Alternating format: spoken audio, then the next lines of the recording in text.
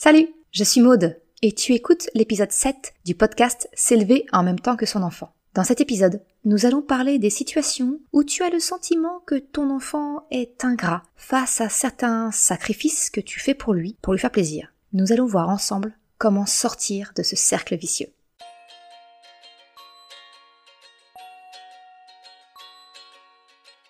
Salut et bienvenue sur le podcast S'élever en même temps que son enfant. Je suis Maude, coach certifiée chez Mercredi, mais surtout maman de 3 enfants.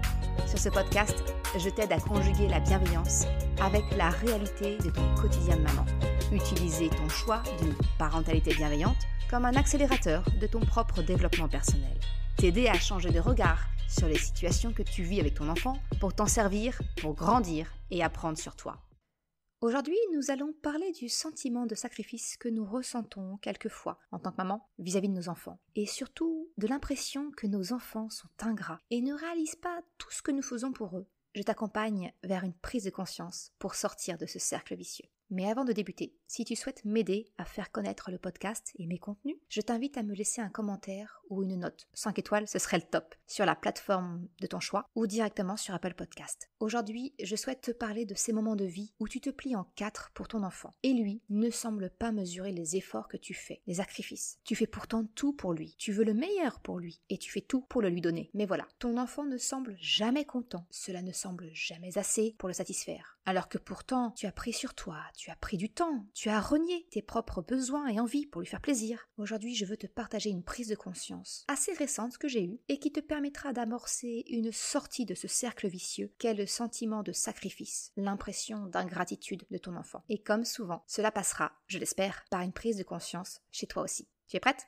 Tout d'abord, je voudrais te demander de réfléchir aux points communs entre les 4 situations que je vais te décrire. Alors je te plante le décor. Une énième crise éclate entre toi et ton enfant, car celui-ci ne semble pas content malgré tes efforts. Tu as le sentiment qu'il est ingrat et qu'il ne se rend pas compte de tout ce que tu fais pour lui dans les différents scénarios que je vais t'exposer. Scénario numéro 1. Vous passez des vacances dans une villa paradisiaque avec piscine privée. Tu as beaucoup économisé, tu as mis du temps à trouver cette location qui correspond vraiment aux critères des vacances de rêve. Scénario numéro 2. Un super goûter d'anniversaire à thème. Tu as minutieusement préparé la décoration. Tout est pensé pour correspondre au thème de la fête et mettre des paillettes dans les yeux de ton enfant. Tu as même veillé tard pour que tout soit parfait le jour J. Scénario numéro 3. Des bons petits plats faits maison, cuisinés avec le cœur et des produits frais. Tu cours le midi sur ta pause déjeuner pour faire les courses et avoir les produits frais nécessaires. Le soir, au lieu de te poser et de souffler, tu enchaînes directement avec la préparation du repas pour que ton enfant ait un repas équilibré et sain pour sa santé. 4e situation, des mercredis après-midi passés avec ton enfant. Tu poses régulièrement une RTT ou peut-être choisis de réduire ton temps de travail pour un temps partiel afin d'être présente auprès de ton enfant les mercredis. À ton avis, quel est le point commun entre ces 4 situations où ton enfant peut ne pas mesurer les efforts et les sacrifices que tu fais pour lui faire plaisir ? Parce que le point commun, c'est justement la raison pour laquelle ces crises d'ingratitude, dirons-nous, surgissent. Et c'est l'erreur que font beaucoup de mamans, et moi la première, et qui génère un quiproquo avec ton enfant. Toutes les situations que je t'ai décrites répondent en fait à ton besoin, et non pas à celui de ton enfant. Alors là, tu dois te dire, mais pas du tout. Si j'économise pour faire passer des super vacances, c'est bien pour lui faire plaisir. Si je me donne du mal pour faire une superbe fête d'anniversaire, c'est bien pour mon enfant. Moi, je m'en moque qu'il y ait des ballons Reine des Neiges dans mon salon. Si je cuisine, c'est pour sa santé, qu'il puisse bénéficier d'une alimentation variée, pleine de vitamines et minéraux, pour qu'il grandisse en pleine santé. Et si je prends mon mercredi, c'est pour passer du temps avec lui. Si c'était pour moi, j'irais prendre un café chez ma copine, ou bien me réserver une séance de massage, ou aller au spa. C'est bien pour mon enfant que je fais tout cela. Et lui, il ne le réalise même pas. Je demande pas un merci, mais au moins qu'il fasse pas la tête ainsi. Alors je suis peut-être un peu violente là, et la prise de conscience n'est peut-être pas encore très claire, alors je vais détailler un peu. On va creuser ensemble ce qui se cache inconsciemment derrière ces souhaits conscients. Je vais décortiquer les exemples un à un. Reprenons l'exemple des vacances de rêve. Tu as choisi une jolie maison avec piscine, car cela va vous changer votre 4 pièces. Et la piscine. Qui ne rêve pas d'avoir une piscine privée pour pouvoir en profiter quand bon lui semble ? Envie de piquer une petite tête dès le réveil ? Hop, c'est possible. Après le petit déjeuner pris sur la terrasse ? Hop, c'est possible. Pas besoin de se préparer, de préparer ses affaires. Mais cela, c'est ta définition des vacances de rêve. Et la mienne aussi, soyons bien d'accord. Mais ce que je te propose aujourd'hui, c'est de changer d'angle. Pour ton enfant, quelle est sa définition des vacances de rêve? Est-ce que tu lui as posé la question, quelle définition il donne à des chouettes vacances? Alors, si je prends cet exemple, c'est parce que c'est justement un piège dans lequel je suis tout récemment tombée. Je suis en train de programmer mes vacances de cet été. Et pourtant, cette prise de conscience, aussi récente soit-elle, elle date quand même d'un an ou deux. Mais c'est un ancrage tellement profond en fait, qu'il se déconstruit avec le temps et en restant ouverte aux remises en question. Pour te donner mon exemple, on était en train de chercher avec mon mari notre location pour cet été. Et on voyait vraiment les prix exorbitants demandés. On a réalisé que ça allait nous demander un gros effort financier. Mais bon, ok, acceptable pour nous faire plaisir et surtout faire plaisir aux enfants. Parce que la piscine, avec la situation du Covid, manque énormément. Sauf que, en nous écoutant parler des vacances, Chocapic, qui a bientôt 8 ans, a clairement exprimé son désaccord sur notre destination. Et il a expliqué son souhait. Lui, ce qu'il veut, ce sont des vacances au camping, comme l'an dernier. Alors, sachant que l'année dernière, on y était pendant la canicule, dans un bungalow non climatisé. Krapopoulos, lui, il a frôlé l'insolation par la chaleur. Alors franchement, nous, on en garde vraiment un mauvais souvenir. Mais son souvenir à lui, il était tout autre. Lui, ce qu'il voyait, c'est la liberté de pouvoir se déplacer, de rencontrer d'autres enfants, des aires de jeu à disposition, une piscine accessible à pied. Voilà ce que c'est sa définition de chouette vacances. La liberté de mouvement, des jeux extérieurs et la possibilité de se faire des copains. Donc tu comprends facilement que ça ne matche pas du tout avec notre idée de villa avec piscine privée, qui pour lui rime avec isolement et solitude. Finalement, en y réfléchissant, cette histoire de piscine et de villa, bien elle correspond à nos critères en tant qu'adultes, pas à celui de mes enfants. Je ne réserve donc pas ces vacances-là pour lui, pour mes enfants, mais pour ce qui me ferait plaisir à moi, si j'étais à sa place. Et ce qui m'aurait fait plaisir à moi quand j'étais enfant. C'est une projection. Reprenons maintenant le deuxième scénario. Le goûter d'anniversaire à thème. Tu as choisi un thème d'anniversaire sur la passion du moment de ton enfant. La Reine des Neiges, les dinosaures, Harry Potter, les licornes. Bref, tu as choisi avec lui ce qu'il aime. À partir de son souhait, tu as imaginé les banderoles, les ballons, les décorations de la pièce, de la table, les décorations pour le gâteau et même les activités. Et alors là, Pinterest et même certains blogs de maman sont une source intarissable pour trouver des idées de do-it-yourself, pour prévoir des épreuves de Fort Boyard, des jeux sur le thème Star Wars ou autre. Bref, c'est très facile d'y passer énormément de soirées, de faire des recherches, créer les cartons d'invitation en accord avec le thème. Tu ne comptes plus les soirées passées à tout prévoir. Tu fais tout cela pour que ton enfant ait des paillettes dans les yeux et en garde un super souvenir. Et ça, encore une fois, c'est du vécu. Je le fais encore dans une moindre mesure suite à ma prise de conscience. Pour en revenir à mon exemple, le jour J est là. Tu as quelques heures de sommeil en moins, donc potentiellement déjà un petit peu à cran. Tu es à quelques heures du débarquement des invités et il te reste encore des ballons à gonfler, à accrocher. C'est pas parfait, c'est pas comme tu l'avais prévu, alors sans t'en rendre compte, tu es déjà un petit peu stressé et sous pression. Ton enfant, lui, il traîne pour ranger sa chambre que tu lui as demandé depuis 2 jours. Il touche à toutes les décorations que tu as installées. Et quand ses amis sont là, il est tellement impatient d'ouvrir ses cadeaux, il est tellement sous tension d'attendre cet événement depuis plusieurs jours, qu'un rien le fait exploser. Et la fête ne se déroule pas dans la joie et la bonne humeur que tu espérais, que tu avais imaginé. C'est juste finalement une journée ordinaire, rythmée par l'explosion des émotions des uns et des autres. Quelle déception, franchement. Tant d'efforts pour que finalement, il y ait tout de même des cris et des pleurs. Ça gâche tous les efforts que tu t'es donnés pour une journée exceptionnelle. Ça te parle si je te le décris ainsi, ou tout du moins certains éléments? Ce sentiment que de la volonté d'une journée mémorable, tu n'en retiens que les couacs. Le sentiment que le résultat de tous tes efforts est entaché par des cris, des contrariétés, des pleurs, de la frustration. Tout ça pour ça. Alors encore une fois, je te propose le changement d'angle. Mets-toi à la place de ton enfant. Quand ton enfant t'a demandé de fêter son anniversaire, t'a-t-il demandé une fête décorée avec un thème? Quand il t'a donné ou validé ton idée de thème, t'a-t-il demandé que la maison soit décorée du sol au plafond, tout coordonné, du gâteau jusqu'aux serviettes en papier? Je ne pense pas beaucoup me tromper en affirmant que dans la grande majorité des cas, non, ton enfant ne t'a pas formulé une telle demande. C'est toi qui as décidé, pour lui faire plaisir et lui créer un souvenir mémorable de cette journée d'anniversaire, de tout coordonner, de créer de la magie pour cette journée, quitte à y consacrer un budget et sacrifier quelques soirées et heures de sommeil au passage. Si tu remontes un peu le pourquoi tu as fait cela, il y a de grandes chances que tu arrives à la conclusion que tu aurais aimé connaître cela enfant. Ou peut-être as-tu eu la chance de le connaître et que tu souhaites le faire vivre à ton enfant. Mais je suppose très fortement que le moteur principal de ta motivation ici est la satisfaction de ton enfant intérieur. Les paillettes que tu auras, toi, dans les yeux, en voyant l'harmonie de ta décoration. La satisfaction d'avoir créé un monde parallèle dans son salon, digne d'un magazine de décoration ou des créations de tes blogueuses préférées. Peut-être, comme moi, es-tu manuelle, fervente des activités créatives, qui prend du plaisir à créer des décorations, des banderoles, des invitations, etc. Finalement, l'anniversaire de ton enfant, c'est une excellente occasion, pour ne pas dire excuse, afin d'exprimer ton besoin de créer. Alors, tu te donnes à fond et tu te laisses happer par l'ampleur et le travail que cela demande.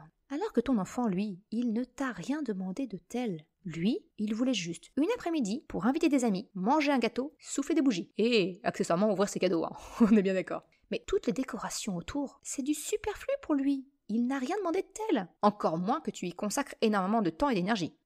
Le troisième scénario, ce sont les petits plats cuisinés maison. Tu es soucieuse de la santé et du développement de ton enfant. Et tu sais que cela passe par son assiette. Alors tu prends à cœur à lui cuisiner de bons petits plats maison, autant que possible. Alors que franchement pour toi, tu n'es peut-être pas aussi regardante sur la qualité de ce que tu manges. Cela te demande du temps entre les courses pour avoir les ingrédients frais et plein de vitamines, du temps pour les préparer et les cuisiner, alors que tu rentres de ta journée déjà bien lessivée. Tu ne prends pas le temps de te poser et tu t'attelles à la préparation du repas aussitôt rentré à la maison. Ce qui est d'ailleurs compliqué car ton enfant te sollicite beaucoup et a besoin d'attention. Mais pour son bien et pour sa santé, tu te colles au fourneau. Et quand vient le moment de passer à table, ton enfant regarde le contenu de son assiette d'un œil suspicieux, très vite remplacé par une grimace de dégoût. Berk, j'aime pas ça! Je voulais des pâtes ce soir! Et il ne daigne même pas goûter une bouchée pour confirmer qu'il n'aime pas. Tout ce temps passé à faire des courses, courir entre le travail et la maison, la préparation du repas, sans prendre de pause, pour que d'un coup d'œil, nos efforts soient récompensés d'une grimace et d'une sentence irrévocable « J'aime pas ». Alors je te propose de changer de regard. Peut-être commences-tu à voir mon fil rouge. As-tu demandé à ton enfant ce qu'il voulait manger? Est-ce qu'il t'a expressément demandé que tu passes autant de temps et d'énergie pour préparer le repas? Alors là, tu vas me répondre, mais si je lui demande et je l'écoute, on mange alternativement du riz, des pâtes ou des pommes de terre. Franchement, rien d'équilibré. Et tu as raison, pour la grande majorité des cas, on est bien d'accord. Alors je dis majorité, parce que si je prends mon cas, sur mes 3 enfants, seule Choupinette aura cette réponse. Mes fils, eux, sont heureux quand ils peuvent grignoter en les repas une carotte crue ou du concombre. Franchement, ils tiennent pas de moi pour ça. Mais ce que je veux dire, c'est que penser que tu cuisines du fait maison pour lui faire plaisir, c'est une vision erronée de la situation. Ton enfant, lui, il préférera que tu joues avec lui plutôt que de tailler des courgettes en cubes. Ton souhait de cuisiner frais et maison répond à ton besoin, celui de prendre soin de sa santé par son alimentation. Alors il y aurait beaucoup de choses à dire autour de l'alimentation et ça fera probablement l'objet d'un épisode à part entière, voire plusieurs. Il y a vraiment beaucoup de choses à déconstruire autour de ça. Et je te confie au passage que je suis ce qu'on appelle quelqu'un de difficile. Ce n'est qu'à 38 ans que j'ai compris qu'en fait je traînais les conséquences d'un trouble de l'oralité non corrigé. Mais je ferme la parenthèse et je te dis, ça fera probablement l'objet d'un épisode. Mais pour faire court aujourd'hui, je souhaite que tu prennes conscience que ce besoin de manger varié, équilibré, frais, maison, eh bien il vient de toi, pas de ton enfant. Il n'a rien demandé de tel. Ma suggestion alors, ce serait de l'impliquer. Alors, en y allant progressivement dans l'introduction des fruits et légumes si c'est vraiment pas une habitude qui est ancrée pour lui, et en lui expliquant que dans un repas, il faut au moins un fruit et légumes frais. On va pas partir sur les 5 parce que voilà, si tu pars directement sur quelque chose de trop changeant par rapport à ses habitudes, c'est voué l'échec. Hein. Si demain tu prépares une salade verte directe et que ton enfant c'est pas son truc, là ça va être compliqué. Une habitude, ça se prend vraiment progressivement. Donc tu peux lui demander de faire le menu avec toi des jours à venir ou de la semaine. Quels légumes déteste-t-il le moins que tu pourrais intégrer au prochain repas? Ou s'il n'aime vraiment pas ça, mais avec quel aliment copain qu'il apprécie particulièrement, tu pourrais l'associer pour que cela passe un peu plus facilement. C'est vraiment d'y aller progressivement. Mon conseil, c'est de l'inclure, de l'impliquer dans les repas. Imaginez le menu et pourquoi pas la réalisation. Krapopoulos, qui a 2 ans et demi là, au moment où j'enregistre cet épisode, eh bien le soir, il est très crampon. Il a besoin de sa dose de papa-maman quand il nous retrouve le soir. Et on peut littéralement pas faire un pas sans avoir une demande de câlin, une demande de prise dans les bras. Le meilleur moyen, c'est donc de l'inclure dans la préparation du repas. On a une petite tour Montessori, un petit escabeau sécurisé sur lequel qu'il place devant la plaque de cuisson. Et puis voilà, il touille la casserole, il place les ingrédients dedans. Au passage, il mange des petits morceaux. Quelquefois, il n'y a plus assez à manger pour le soir. Mais voilà, la cuisine maintenant chez nous, elle se fait vraiment très souvent avec les enfants. De l'imagination du menu à la réalisation, pour que le repas reflète les besoins de chacun, les miens, mais également ceux de mes enfants. Toujours cette histoire de compromis, tu vois.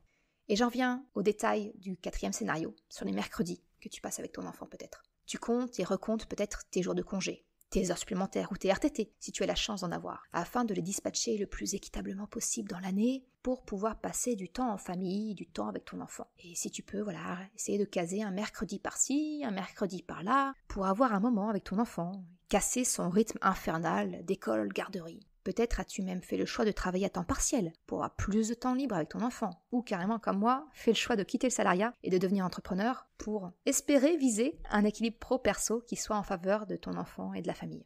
Ton idée, c'est vraiment de te rendre disponible pour lui. Tu jongles avec ton agenda pour trouver régulièrement des créneaux ou finir plus tôt pour récupérer ton enfant à l'heure des parents de temps en temps. Et tu ne prends jamais, ou rarement, ces moments ou ces demi-journées rien que pour toi, car tu culpabilises en te disant que c'est un moment où tu pourrais être avec lui. Sauf que lorsque tu passes ce moment avec lui, eh bien les activités que tu proposes ne l'intéressent pas, ton enfant râle, il n'est pas motivé pour aller se promener, et finalement, ce moment que tu imaginais, passer avec lui comme dans une bulle, un moment en famille, c'est finalement rien d'autre qu'une journée ordinaire où s'enchaînent les disputes, où tu répètes 15 fois les mêmes choses, et accompagné de sa dose de mauvaise humeur. Finalement, dans ces conditions, tu penses intérieurement autant aller travailler, car tu n'as pas le plaisir attendu avec ton enfant quand tu prends sur tes congés ou sur ton salaire pour passer ces moments avec lui. Eh bien, si on change d'angle, ton enfant a-t-il expressément demandé que tu réduises ton temps de travail pour être présente le mercredi avec lui ? A-t-il clairement mentionné le fait qu'il voulait passer les mercredis avec toi ? Est-ce qu'il t'a dit ce qu'il aimerait faire avec toi de ces moments-là ? Je te pose ces questions parce que je me les suis posées quand Choc-a-Pic m'a envoyé un uppercut en m'annonçant que ça l'embêtait de ne pas aller à la garderie le mercredi matin. Alors sur le coup, je t'avoue, je l'ai pris comme un violent désaveu. Mon fils préfère se lever le matin et aller à la garderie plutôt que d'être avec moi. Il ça fait mal. Je me suis demandé, mais qu'est-ce que je fais de mal ? Il s'ennuie à ce point avec moi ? Moi, franchement, j'aurais adoré, enfant, rester à la maison avec ma mère, pouvoir traîner le matin sans me presser, en milieu de semaine, pour souffler un peu. Enfant, j'ai souffert d'être la première arrivée à la garderie le matin et la dernière récupérée à l'étude le soir. Alors certes, cela c'est mon histoire personnelle. Mais ce que je voudrais c'est que tu te poses la question, qu'est-ce que tu aurais aimé toi, enfant ? Pour quelle raison peut-être as-tu réduit ton temps de travail ou pris une journée pour être avec ton enfant ? Est-ce que ton désir de prendre du temps avec lui a quelque chose à voir avec ce que tu aurais aimé toi connaître dans ton enfance ? Et là, nous y sommes. Nous sommes au cœur du sujet. Ce que ces 4 situations ont en commun, c'est que tes actions, ton comportement reflètent une chose. Tu veux être, pour ton enfant, la maman que tu aurais aimé avoir. Et peut-être me vois-tu venir avec mes gros sabots. Parce qu'en agissant ainsi, en répondant à tes besoins, finalement aux besoins de ton enfant intérieur, tu ne réponds pas du tout à ceux de ton enfant. Finalement, tu attends de ton enfant qu'il réalise les efforts et les sacrifices que tu fais pour lui, pour son bien, par amour pour lui. Tu attends inconsciemment ou pas de la gratitude, un merci. Sauf que, comme tu ne réponds pas aux besoins exprimés par ton enfant, il n'a aucune raison valable de t'exprimer de la gratitude et de te remercier. C'est même tout le contraire finalement, parce que finalement tu n'es pas dans l'écoute de ses besoins. Pourquoi ton enfant te ferait-il preuve de gratitude ? Tu n'écoutes pas ses besoins à lui. Au contraire, ton inattention, dirons-nous, à ses besoins génère de la frustration, de la non-motivation, de l'opposition, peut-être même de la colère, et que toi tu peux interpréter comme de l'ingratitude de sa part. Il y a confusion entre tes propres besoins, ceux de ton enfant intérieur, avec ceux de ton enfant. En fait, comme beaucoup d'entre nous, nous déguisons nos besoins sous le masque, l'identité de notre enfant. Nous projetons nos désirs. La solution pour briser ce cercle vicieux, tu la vois peut-être se dessiner. La solution réside, une fois la prise de conscience faite, en le fait de comprendre que ton enfant n'est pas toi. Tes désirs, tes besoins, tes envies, celles de ton enfant intérieur, sont différents de ceux de ton enfant. La première étape est donc la prise de conscience de ta projection. Quand tu as le sentiment que la réaction de ton enfant n'est pas celle que tu attends, quand tu as l'impression qu'il ne réalise pas les sacrifices que tu fais, peut-être même que tu le trouves ingrat, eh bien pose-toi la question, pour qui est-ce que je le fais vraiment ? Est-ce une demande clairement formulée par mon enfant ou s'agit-il d'une projection de mes envies, de ce que j'aurais aimé pour moi à sa place quand j'étais enfant ? Si tu constates qu'effectivement cette envie, ce besoin ne provient pas de ton enfant, mais finalement d'une part de toi, eh bien accepte le fait que ton enfant ne te doit rien et que son mécontentement, sa réaction qui te blesse, est en fait la simple manifestation que son besoin à lui n'a pas été entendu. C'est d'une certaine façon le décharger de la responsabilité émotionnelle que tu faisais peser sur lui, en le rendant responsable de ta déception lorsqu'il n'avait pas la réaction que tu attendais après tes efforts et sacrifices. Si ce que tu as fait satisfait ton enfant intérieur, eh bien réponds à ton besoin toi-même. Nourris-toi toi-même de la gratitude pour ce que tu as fait pour toi. Pour être plus clair, si tu es fier de la décoration réalisée pour l'anniversaire de ton enfant par exemple, eh bien prends le temps d'éprouver cette satisfaction du résultat en toi, pas la réaction de ton enfant, non, la tienne, car dans cet exemple, c'est pour toi et ton enfant intérieur que tu l'as réalisé. Alors savoure la satisfaction de ce que tu as fait, éprouve et ressens la gratitude envers toi-même. Le merci, il doit venir de toi et non pas de ton enfant. Mais revenons justement à ton enfant et à son besoin non consulté, non écouté. Si tu me suis un peu et connais mon guide sur l'accompagnement des émotions, la boussole des émotions, Tu sais que je vais te proposer d'en parler avec ton enfant, d'écouter ses émotions en les formulant par « je me sens » et l'encourager à exprimer ses besoins avec « j'ai besoin de ». Il s'agit donc de rétablir la communication entre vous. Trouver ce fameux compromis dont je te parle dans l'épisode 2 pour créer une relation de coopération. Demande à ton enfant ce qu'il aimerait. Inclus-le dans les discussions et laisse-le libre de soumettre ses idées. Par exemple, sur ses critères pour les vacances, ses envies pour les menus, etc. L'idée, c'est d'inclure ton enfant dans les prises de décision et d'arrêter les suppositions de ce que tu penses qu'il désire, de ce que tu penses être le mieux pour lui et tes projections. Cela ne signifie pas qu'il décide et que tu suivras aveuglément son avis et ses besoins. Ça ne fait pas de lui un enfant roi. Tout est toujours une question de trouver un compromis acceptable pour toutes les parties, comme je te le répète souvent. J'y crois beaucoup. Ton enfant se sentant impliqué, considéré, écouté, eh bien il sera naturellement beaucoup plus coopératif. Et donc, il y a plus de chances qu'il soit satisfait et heureux du résultat. Et là, on sort de l'ingratitude. En procédant ainsi, tu as de grandes chances de sortir du cercle vicieux du sentiment de sacrifice et de l'impression d'ingratitude de ton enfant. Pour au contraire, entrer dans ce fameux cercle vertueux de la relation de coopération. Les étapes sont donc la prise de conscience, en te demandant s'il s'agit d'une demande explicite de ton enfant ou s'il ne s'agit pas d'un désir ou une envie de ton enfant intérieur que tu projettes. Cette remise en question te permettra alors d'entrer en communication avec ton enfant pour trouver un compromis qui satisfait tout le monde, parents et enfants. Merci d'avoir écouté cet épisode jusqu'à la fin. Tu trouveras une retranscription sur le site mercredi.com. Si tu as aimé cet épisode, s'il t'a été utile, je t'invite à le partager, à en parler autour de toi. Ou si le cœur t'en dit, de me laisser une note 5 étoiles sur Apple Podcast. Cela me permet de faire connaître le podcast et m'encourage à progresser. Un grand merci à celles et ceux qui prendront le temps de le faire. Je te souhaite une excellente journée, après-midi, soirée, quel que soit le moment où tu écoutes. Et je te dis à très vite dans un nouvel épisode. Ciao!